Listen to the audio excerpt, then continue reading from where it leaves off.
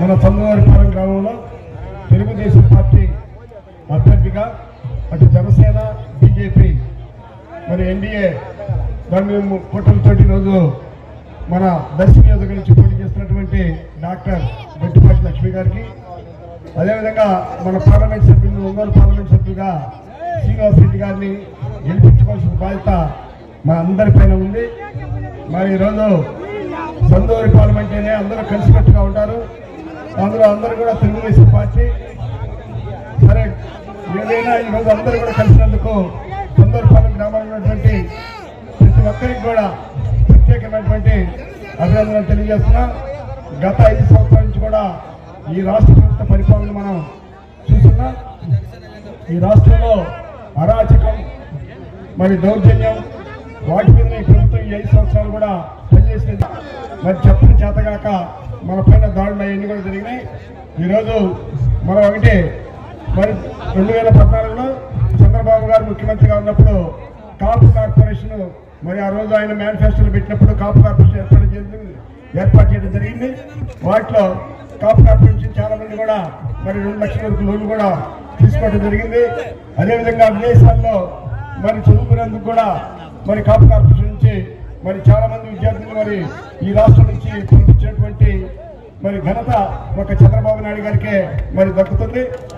మరి ఈరోజు ఈ ప్రభుత్వం కాపుల్ని మరి కాపు కార్పొరేషన్ కానీ దాని నుంచి నిధులు కానీ అటు మరి విదేశాల్లో చదువుకునే దానికి ఎటువంటి అవకాశం కూడా ఇవ్వాల. ఒకటే నవరత్నాలని పెట్టి మరి అందరినీ దోచుకోవడం తప్ప మరి దాచుకున్న 2 విధానాలతో ఈ రాష్ట్ర ప్రభుత్వం 5 సంవత్సరాలు కూడా పనిచేసింది. అంటే మనం గతంలో తెలుగుదేశం పార్టీ అధికారంలో ఉన్నంతకాలం మరి మన యొక్క గ్రామాలు కానీ అటు నియోజకవర్గం కానీ రాష్ట్రం కానీ మరి అభివృద్ధి చెందిందంటే ఒక తెలుగుదేశం పార్టీ అధికారంలో మరి ఉన్నప్పుడే మరి జరిగింది. అటు ఎన్టీ రామారావు గారు మరి చంద్రబాబు నాయుడు గారి హయాంలోనే మరి జరిగినటువంటి విషయాన్ని మనం ఎప్పుడు కూడా మర్చిపోకూడదు. మరి ఈరోజు మరి లక్ష్మి గారిని మరి ప్రత్యేకంగా మీకు చెప్పనక్కర్లేదు. ఎందుకంటే స్వర్గీయ గొట్టిపాటి హనుమంతరావు గారు కూడా మరి మా తండ్రి గారు చనిపోయినప్పుడు మరి ఆ రోజు మనకి ఆయన మంత్రిగా సివిల్ సప్లై మంత్రిగా ఉండి మరి గెలిపించిన మరి ఆయన పోలీస్ కథాలు వేసి ఆ రోజు నన్ను గెలిపించడం జరిగింది. తర్వాత గొట్టిపాటి నర్సయ్య అంటే లక్ష్మి వాళ్ళ నాన్న ఆయన అంతకాలం చనిపోవడంతో మళ్ళీ వెంటనే మరి నర్సయ్య కూడా గెలవడం జరిగింది. మరి ఈరోజు మనం హనుమంతరావు గారి గురించి కానీ నర్సయ్య గురించి కానీ ఎటువంటి అవినీతి మనకు కూడా లేదనేది మరి ఈ రాష్ట్రంలో ఉన్నటువంటి ప్రతి ఒక్కరికి తెలుసు. నీతి నిజాయితీగా పనిచేసినటువంటి మరి వారి కుటుంబం నుంచే మరి ఈరోజు లక్ష్మి గారు కూడా మనకి దర్శన నుంచి పోటీ చేస్తున్నారు. వారిని గెలిపించుకోవాల్సిన బాధ్యత మన అందరిపైన ఉంది. మరి మీ అందరూ కూడా గతంలో